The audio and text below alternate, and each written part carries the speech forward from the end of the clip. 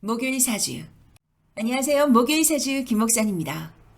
신밀주 2023년 살펴보겠습니다. 기본 성향 짚고 가야죠.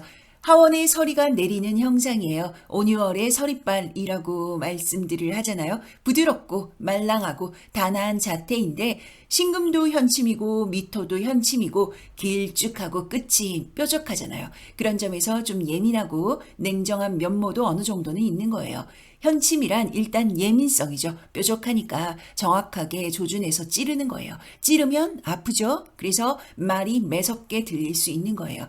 현침이란 것은 천간의 간목 신금, 또 지지의 오화, 묘목, 미토, 신금을 얘기하는데요. 계묘년, 묘목이 또 들어오네? 뾰족뾰족한 얘들이 같이 모인 거예요. 2023년은 신미의 곁에 만약 계신 분들이 있으면 되도록 신미를 너무 자극하지 마시고 본인이 신미일 줄 안다면 내가 뾰족할 수 있겠구나. 더 사람들에게 친절해야지 하고 결심하면 되는 거예요. 어렵지 않아요. 지장간에 보면요. 편관, 편재, 편인이잖아요. 그래서 신미는 기질적으로 모 아니면 도가 있어요. 편의 기운은 목소리가 작을 수가 없고요. 기운이라고 스케일이 자금자금하고 내향적이고 이렇게만 볼 게 아니라는 거죠. 한 방씩 지른다는 얘기예요. 자, 그리고 신미일주는 재고규인이라고 하는데요. 재고규인이라는 것은 지지에 재의 사고를 깔고 있는 사주를 말하는 거예요. 재를 깔고 있으니 길신이겠죠?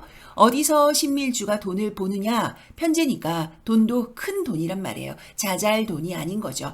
편이니까 투기성에 관심이 많구나. 투기라 해서 범죄적인 행위 같은 것이 아니고요. 시세 차익이에요. 여기에 부동산만 있는 것은 아니고요. 주식도 있고 여러 가지 재테크가 있겠죠. 그러나 인성을 깔고 앉아있는 신금이라서 직업성으로 보면 전문가 영역의 직장명이 가장 좋다는 거예요.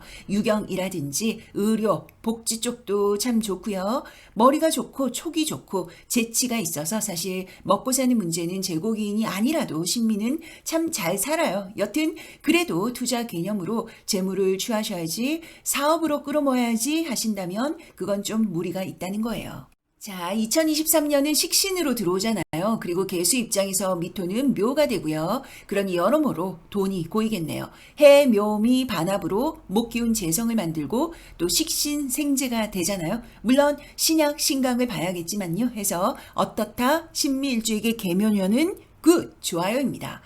그러나 이건 아셔야 하는 게 재물이 사고에 있다는 건 재물적으로 매우 유리하긴 하지만 육친적으로는 좀 불리할 수 있다는 거예요. 특히 신약하다면 편인 도식의 기운도 있으니까 건강이라든지 조심해야 되고요.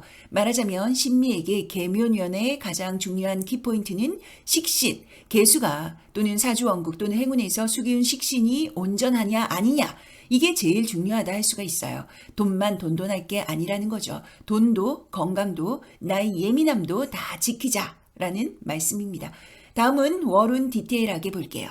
월운은 양력이고요. X에 대한 풀이는 아래에 있고요. 쌍충, 동그라미 X 두 번 겹친다는 얘기예요. 일지와도 충돌하고 연운과도 충돌하는 운께 꺾임이니까 더 잘 살펴봐야겠죠.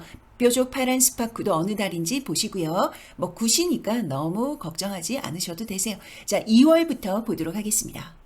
2월 갑인월 망신태, 인미 귀문으로 들어오고 망신이 태로 들어오면 태 자체가 망신을 좀 눌러주는 거예요. 그래서 걱정할 정도의 글자는 아니죠. 3월 묘목 동착이죠. 신약하다면 남 좋은 일 시킬 수 있는 거예요. 미토도 묘목도 모두 현침의 기운이니까 예민성은 더 도드라지겠죠.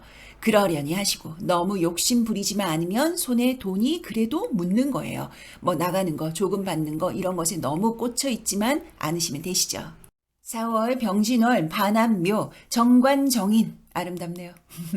그런데 진미 파로 들어오는 거예요. 뭐가 파가 되냐? 식상, 관성의 파로 들어올 수 있는 거예요. 일이 막히고 싸움이 될 수도 있겠네요.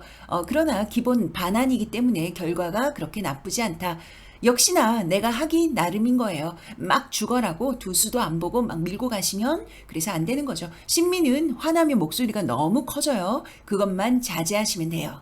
7월 기미월 화계쇠 미토 동착 편인이 불룩해지는 거예요. 신금 옆에 금기운이 좀 있으면 괜찮은데 인성만 너무 과하면 일단 일에 억박이 생기는 거고요. 나는 주변을 둘러보지 않고 경주마처럼 냅다 뛰고 보는 일이 생길 수 있다. 편의는 타인의 의견은 한 귀로 듣지도 않아요. 그러니 접수가 안 되니까 다른 귀로 흐르지도 않겠죠? 뭐냐 하면 일단 편인이 강하다 한다면 이것이 똥인지 된장인지 맛을 보고 이건 똥이네 퇴퇴퇴 이렇게 간다는 거예요. 그러니까 일이 너무 커지기 전에 데미지가 오기 전에 의견 수렴 잘 하시고 자신을 좀 낮추시는 게 중요하다는 거죠. 8월, 9월 같이 할게요. 비겁이 커지는 달이니까 쟁제의 양상이 뚜렷해지는 거예요. 사람에 대한 스트레스, 동료, 친구, 뭔가 함께 결과를 내야 하는 사람들이 다 나를 힘들게 하는 거죠. 신약하다면 좀 낫지만 신강하다 한다면 진짜 남는 거 없는 장사가 될 수 있어요. 지지고 볶고 싸우는 그런 기운이죠. 스트레스가 장난 아니게 많겠죠? 너무 이럴 때 일희일비하지 마시고 평정심, 마인드 컨트롤 중요하세요. 10월 임술월 천살 관대예요. 술미 형살이고요. 관대는 내가 아는 걸 안다고 얘기를 해야 돼요. 그리고 내가 안다는 걸 상대가 알아줘야 하는 기운이라고 할 수 있죠. 그러나 천살은 내 뜻대로 되지 않는 거예요. 내가 잘났다고, 내가 노력한다고, 성실하다고 계획대로 되는 게 아니란 거죠. 여기에 상관 임수잖아요. 알아도 대세에 크게 지장이 없다 한다면 모른 척, 못 본 척 하시고 조금 뒤로 빠져서 관망하는 게 훨씬 낫다는 거죠. 자, 12월 갑자월 연살장생. 자수가 들어오면 마음이 매우 멜랑꼬리해져요. 일탈의 기운이 좀 들어온다는 거죠. 신미에서도 특히 남명이 조심하셔야 됩니다. 2024년 1월 을축월 월살양 천충지충이죠. 천간도 충돌, 지지도 충돌, 재물 손재, 건강, 특히 신경계, 관절, 삭신이 쑤시고 신미에게 충미충이 오면 재물, 또 일의 운영, 관성과의 트러블이 복윤으로 있던 것들이 다 터질 수 있는 거예요. 그러니까 겸손하시고 수성하시고 그러려니 하시고 좀 내가 손해보더라도 좀 손해보는 거 그래 괜찮아 하시고 지나가셔야 되는 거예요. 아셨죠? 자, 신밀주 월운 살펴보았습니다. 만나면 기분 좋은 사람들 있잖아요. 왜 그럴까요? 예뻐서? 잘생겨서? 그렇지. 예쁘고 잘생기면 기분 좋죠. 부정할 순 없네요. 그러나 그것도 있는데 그것보다 만나면 기분 좋은 사람은 몸에 배어 있어요. 긍정적인 에너지가요. 아우라가 있다고요. 같이 있으면 기분 좋은 사람들은 우리가 굳이 촉이 없더라도 분명히 느낄 수가 있거든요. 이런 사람들은 좀 어떠냐면 말이 일단 긍정적이에요. 행동이 배려, 매너가 기본 장착되어 있는 거죠. 저는 사주 상담을 하잖아요. 저는 늘 경계하고 조심하는 것이 저의 새치혀에 사람들이 다치면 안 된다는 거예요. 여러분들 중에도 앞으로 사주를 풀이하시고 상담을 업으로 하시려는 분들이 계시겠죠? 이 방송을 들으시는 분들 중에 있으실 거예요. 꼭 말씀드리고 싶은 건 사주는 나쁜 사주란 것은 없어요. 편하게 살고 불편하게 살고의 경중은 있겠죠. 그러나 절대로 망하려고 태어나는 사주는 없다고요. 그러니 이 전달하는 전달자 입장에서 늘 긍정적으로 전달하려고 노력하셔야 돼요. 불안해서 왔는데 더 불안하게 만들면 안 돼요. 벌 받아요. 물론 말을 지어내면 안 되겠죠, 당연히. 그러나 힘을 내게 할 수는 있다고요. 저에게 목소리 얘기를 좀 많이 하시는데 저에게는 전달자로서 좋은 에너지를 드리려고 노력을 하는 여러 부분 중에 이 목소리가 하나의 일환이기도 해요. 이것은 비단 사주 얘기만 국한된 게 아니에요. 그렇다면 긍정적인 에너지의 첫 출발은 뭘까요? 거창하지 않더라고요. 제가 느끼고 깨달은 바로는 자신이 있는 공간의 공기부터 바꾸면 되더라고요. 어떻게? 그 공간이 사람들에게 특히 가족에게 같이 사는 그중에서 또 배우자에게 또 자식에게 형제에게 엄마에게 아빠에게 일부러 그분들이 좋아할 말을 찾아서 해보시는 거예요. 진짜로 그 공간의 공기가 달라져요. 그럼 내가 시작은 했지만 스스로도 긍정의 공기를 마시게 된다고요. 물론 긍정 에너지를 일단 어디 가서 가져오거나 얻어오거나 먼저 받아야 할 만큼 에너지가 바닥인 분들도 있어요. 그러나 내가 그 정도가 아니라 한다면 먼저 선심을 쓰시는 거죠. 베푸시는 거예요. 자기가 어떠한 기운을 받으려 하기 전에 선행될 것은 일단 말과 행동을 베푸시라고 말씀을 드리고 싶어요. 그것이 역으로 자신이 기운을 받는 방법이기도 해요. 마치 내 가족을 마지막으로 본다는 마음으로 좋은 말로 유언을 남기듯이 애틋하게 상대방에게 힘나게 해주시고 또 그분에게 좋은 기운을 주시려고 노력하시라고요. 그게 개운법이죠. 개운법이 달리 있는 게 아니에요. 만약 여러분의 대운과 세운에서 형충파해가 왔어요.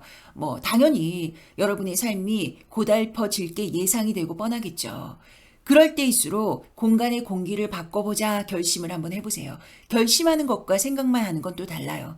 가지고 오지 않아도 자신이 직접 바꿀 수가 있어요. 말과 행동을 긍정적으로 하다 보면 운이 진짜 좋아져요. 분명해요. 할 수 있어요. 그러니까 해보세요. 우리는 우리 인생을 직접 책임을 져야 돼요. 사주에 너무 매이지 마시고 적당히 먹고 적당히 살면 사주 안 봐도 되거든요. 많이 먹으려고 하니까 문제가 터지는 거죠. 우리는 할 수 있어요. 파이팅! 저는 가보겠습니다. 좋은 기운만 드리고픈 저는 김 목사이고요. 여러분은 저의 기운을 받아가시는 행운아이시고요. 그리고 이 기운을 이어서 다음 시간에 다시 뵙도록 하겠습니다. 여기는 목요일 사주입니다.